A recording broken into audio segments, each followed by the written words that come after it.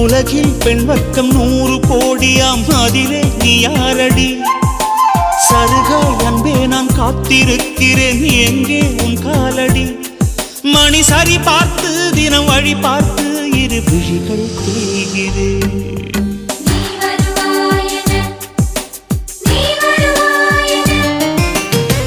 பார்த்து பார்த்து கண்கள் பூத்திருப்பேன், நீ வருவாயன.